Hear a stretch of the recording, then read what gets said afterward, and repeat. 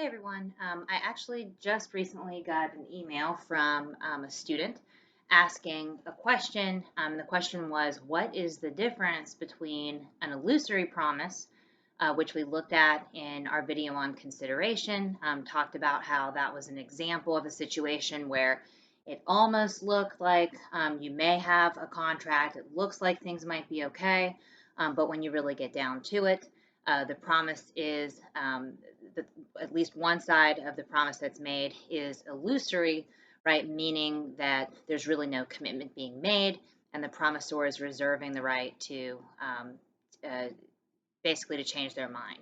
The example that we gave is promise by a manager to his employees saying, we will be awarding bonuses at the end of this year if management thinks that it's warranted or if the finances dictate that it's appropriate. That if language, that kind of qualification at the end that basically says we as management are reserving full discretion whether or not to award the bonuses. That is something that would qualify the promise as an illusory promise, and it's not going to be able to support any kind of contract obligation because it's not considered legally sufficient consideration. Now, promissory estoppel, I had not done a video on yet, but there's some information on that in your reading assignments on consideration.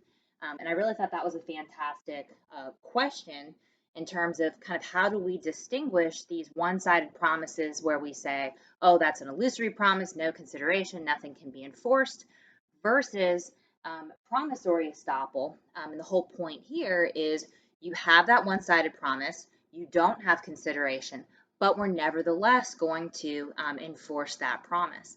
And so I think probably the best way to answer that question is to really go through the kind of requirements or the factors that courts consider when they're applying this doctrine.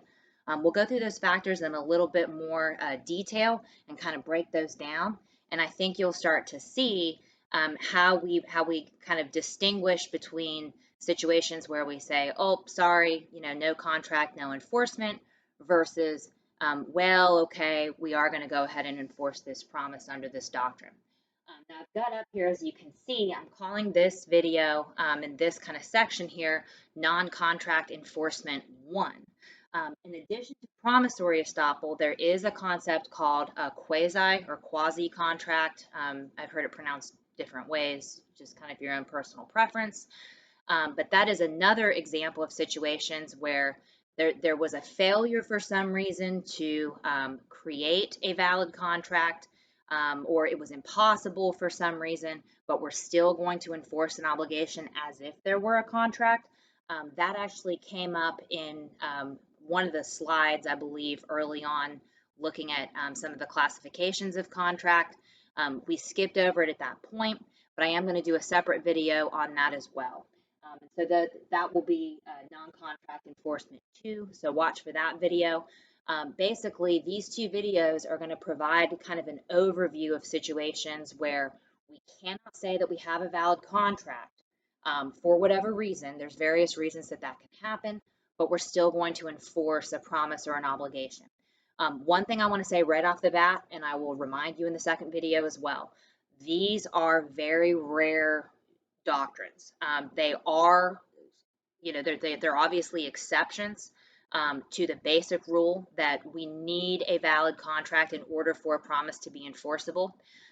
Because they are exceptions, and because of how important it is to kind of we want contract law kind of almost more than anything to provide predictability and to provide certainty.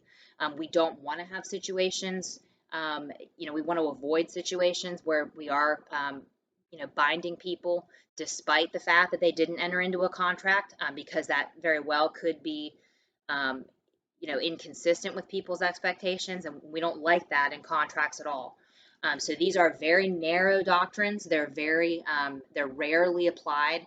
Certainly never a situation where, you want to think about it as, well, even if this contract thing doesn't work out, oh, I've got these backups to fall back on. If you're in a situation where your lawyer, you and your attorney are having to raise promissory estoppel or having to raise quasi-contract in an enforcement situation. If you're making those arguments in court, you want to think about that. That's sort of like your Hail Mary pass in football. That is not a situation that you want to be in. So they're honestly, they're probably more important to know, to make sure that you as a promisor are not creating a situation where you might be held to a promise. If you're the promisee and you're trying to enforce an agreement, using one of these, that's just not a good position that, to be in. So with that kind of warning up front, let's walk through promissory estoppel. And after we go through the detail here, we'll kind of wrap up by answering the question that I got and talk basically about what distinguishes promissory estoppel from illusory promises and really any other kind of one-sided promise. So first of all, promissory estoppel, the most common situation where you see this issue come up is where there is either an agreement or a promise has been made and there's no consideration supporting a valid contract. So again, these agreements, these tend to be typically kind of one-sided promises where there's not really anything being exchanged, and so therefore we cannot say that there is consideration supporting the agreement. So this is, one thing to kind of preface this with when we're talking about what courts consider. One thing to remember with promissory estoppel is this is a doctrine that was developed in the courts of equity. If you recall, this has come up multiple times over the whole course of this semester. The common law in every area of the law, not just contracts, tended to be a little bit kind of rigid, right? We've seen how we've broken down contracts, we've broken down different torts into elements. We treat that as a very specific checklist. If you're missing any one element, we're going to say, nope, you're not going to be able to get any relief under the common law, right? Just like we've seen with valid contracts, and that's our whole point here, is because we don't have consideration, because we're missing one of those key elements, we can't finish off our checklist. Common law is going to say, nope, right, total failure to create a contract, nothing we can do for you.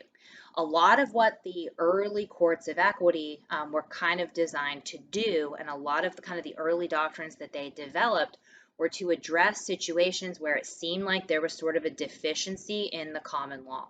So there are cases where you may have no consideration, but at the same time, if you look at the situation overall, it just seems fundamentally unfair to not enforce a particular promise. There's a lot of cases where that can come up.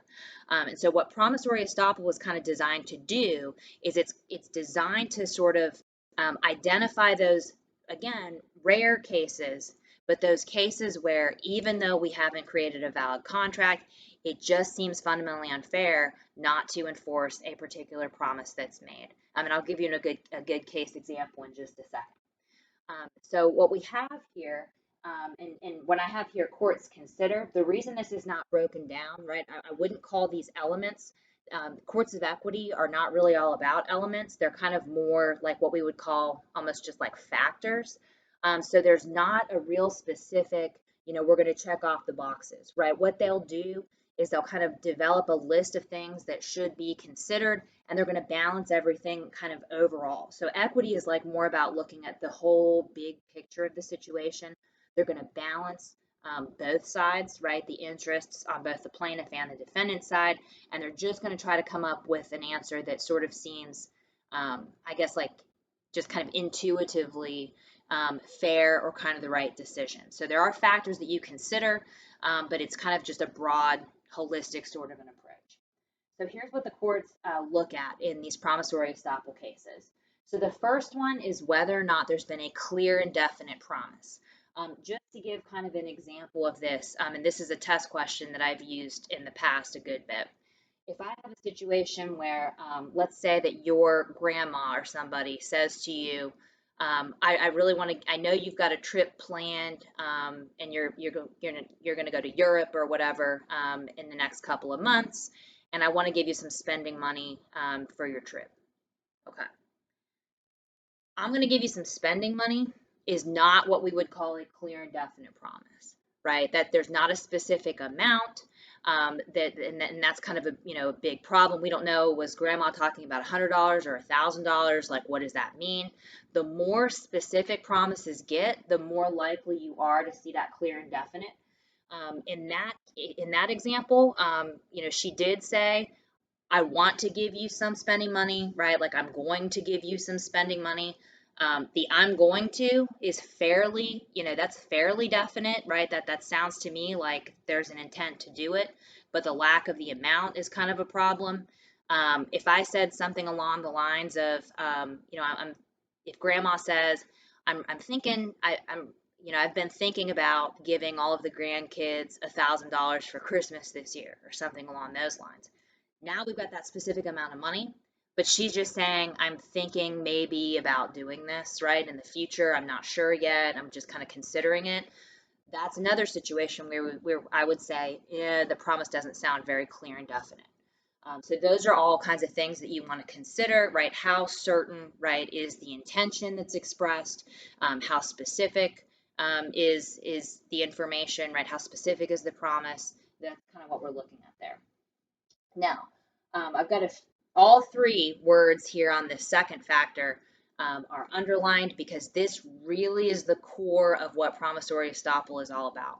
So promissory estoppel, I mean, honestly, if you just had to kind of, define the core meaning of this, what we're looking for is detrimental, reasonable reliance by the promisee. Detrimental, reasonable reliance. So when we say detrimental, we basically mean that there was,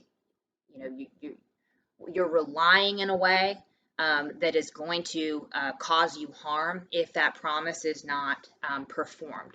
There have been, for example, some cases where promissory estoppel was applied, where somebody, you had a promisor who made a commitment to invest in a promisee's business, or to help pay some business expenses and get a company off the ground.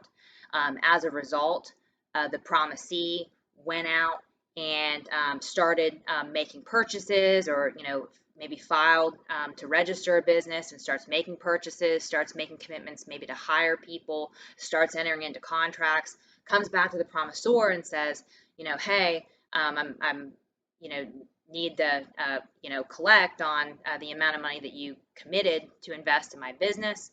And the promisor says, no, I'm no longer interested, or whatever it is. Well, at that point, right, if that promise is not honored, our promisee, who is now paid a lot of expenses, paid a lot of money out of pocket, and taken all these steps to start the business, right, relying on the promisor to provide funding later on. The problem here is we don't have consideration in this example, right? When I say, hey, I'd love, I'm really interested in investing, up to $10,000 in this business idea that you have, if you get it off the ground, right? There's no promise to give me as the promisor anything in exchange. So we don't have consideration here.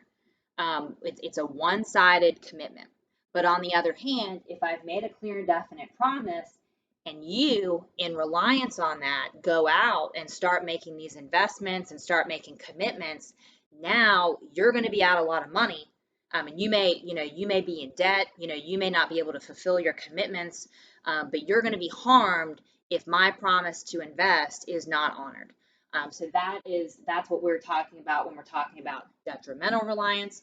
As far as the reasonableness, this is just kind of the overall, like, does it make sense that the promisee relied on the promise, right? And that kind of, that plays in a little bit with the clear and definite promise, right? If I tell you, I'm going to give you some cash next month to help you out with your school expenses, it doesn't make, like, if you go out and run up a credit card with $2,000 worth of debt on it because you're relying on, like, I'm going to give you some cash next month.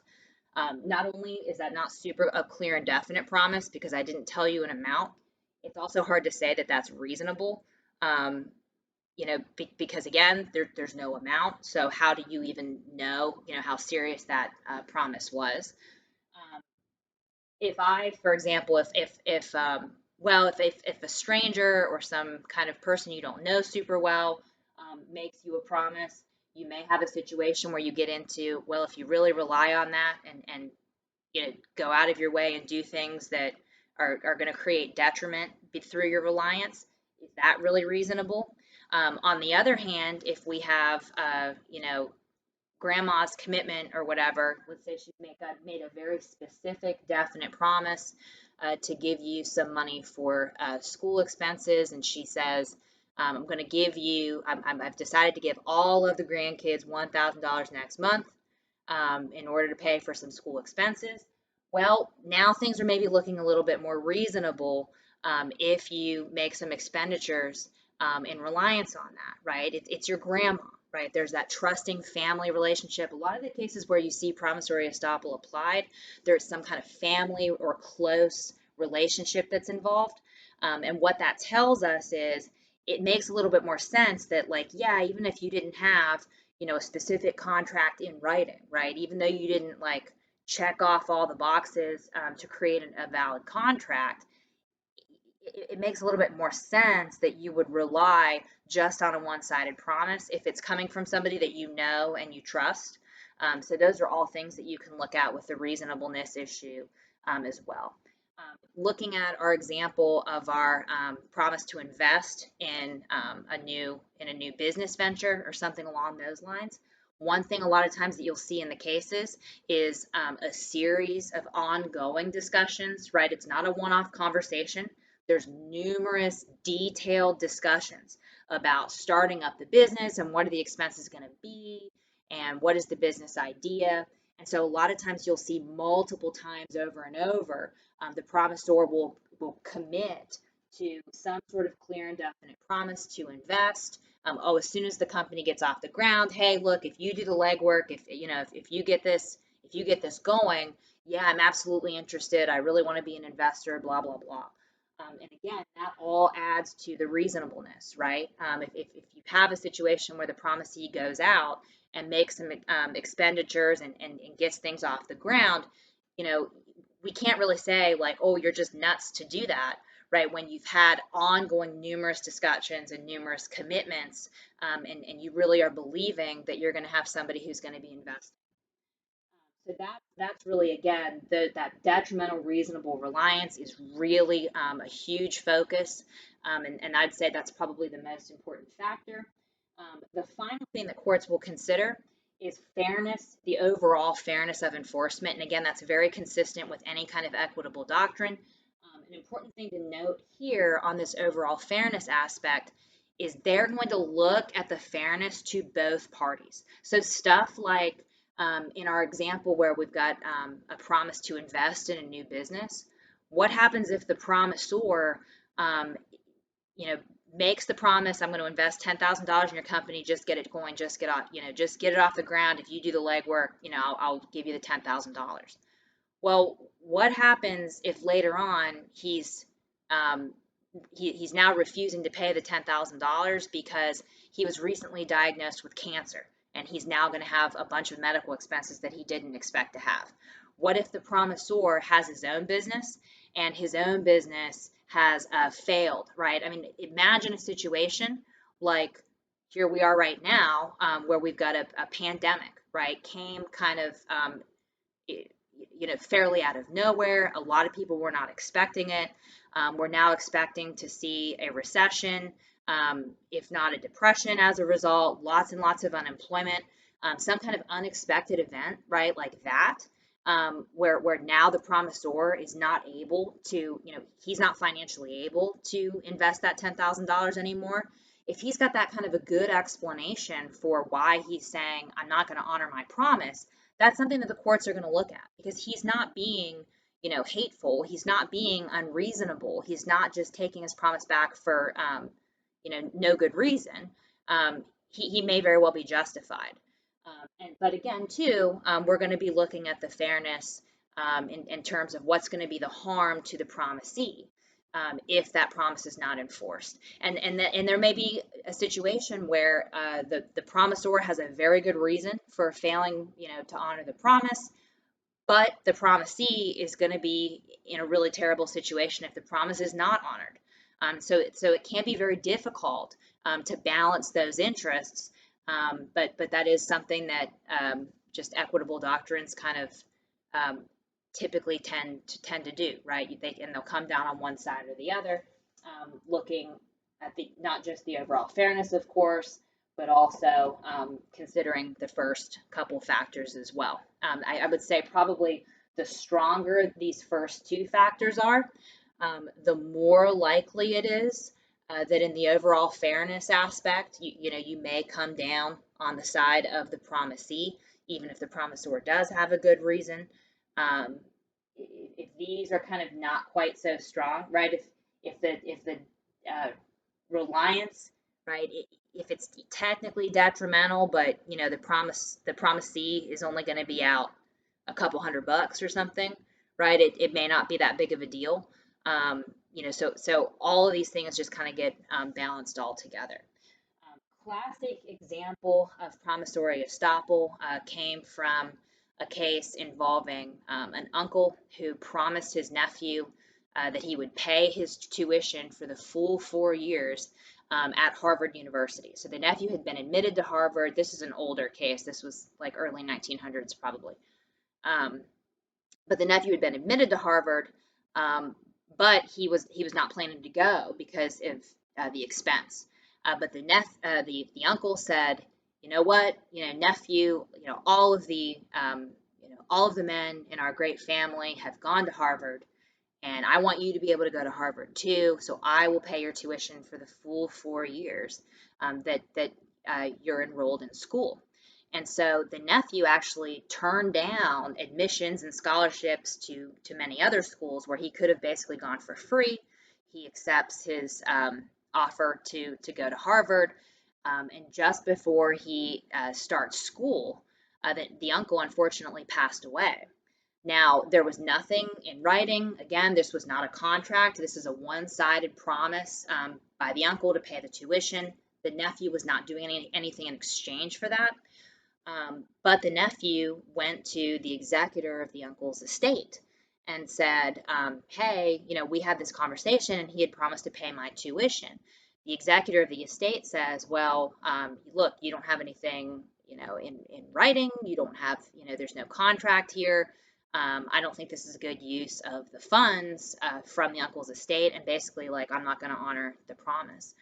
The nephew filed suit based on a promissory estoppel theory, and the nephew was able to show, right, there was a clear and definite promise. It was full tuition at Harvard for 4 years. That's very specific. It was a solid commitment. Certainly, there was detrimental, reasonable reliance, right? The nephew was able to show that he had turned down offers from other schools, that he had turned down excellent scholarships from other schools. He had accepted the admission to Harvard. He had made plans. He may have even incurred some moving expenses already to move to start school at Harvard.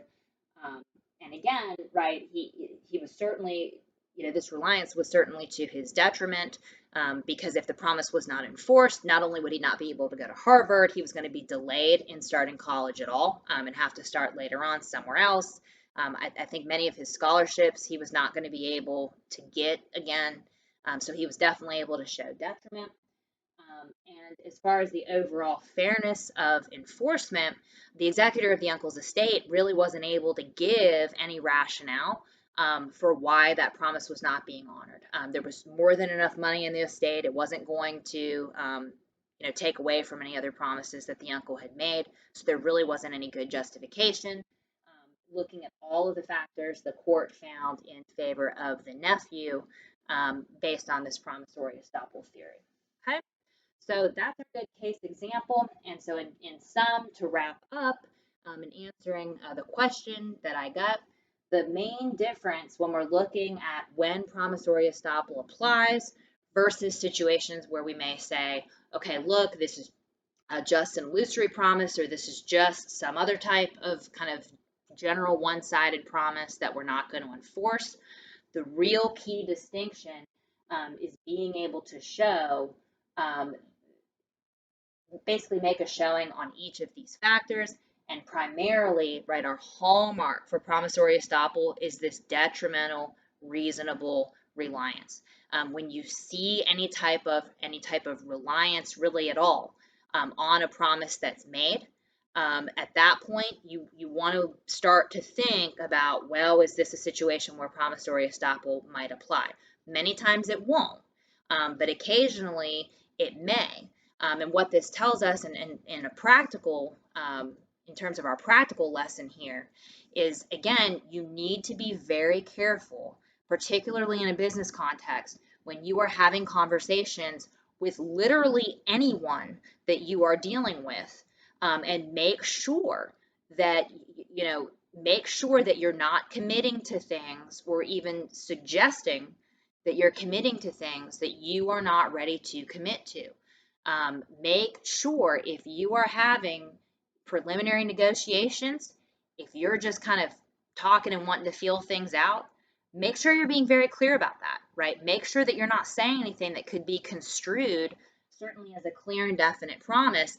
And if you get any indication at all that somebody that you're dealing with is relying on any of the statements that you're making, you need to make it very clear, probably in writing, hold up, hang on, right? You know, before you go any further, I want to clarify, if you need to clarify previous statements or whatever it is, say, look, I'm not ready to make a commitment yet. We can continue our discussions. I'm happy to do that. But, don't, go out of your way and start making investments or making purchases or whatever it is, right? In based on, what I'm saying at this point.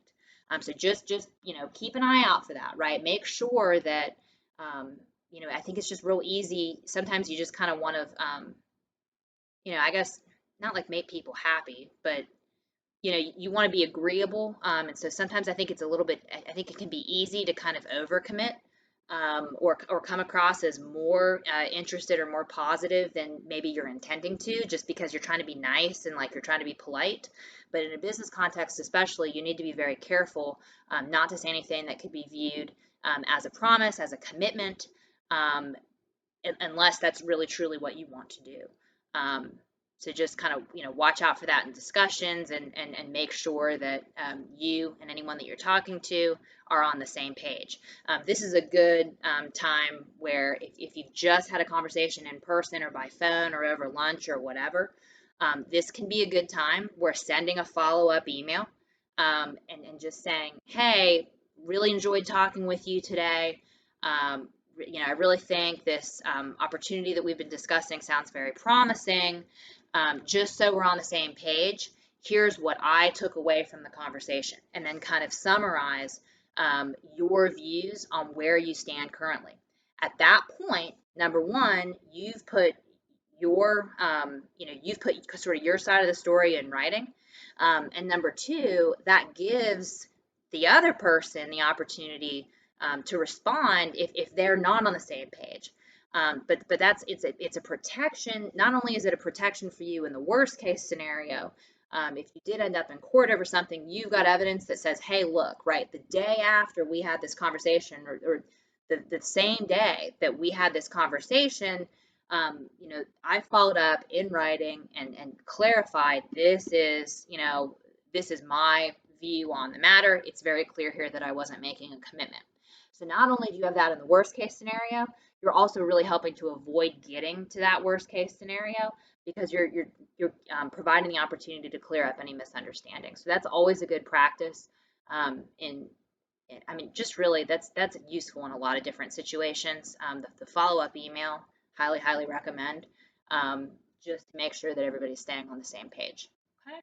So that wraps us up for promissory estoppel. In the next video, we'll talk about quasi-contract, which is, it's very different than promissory estoppel, but it is, the one key similarity is that it's kind of really the only other option available for enforcing certain types of obligations, even though we don't have a valid contract.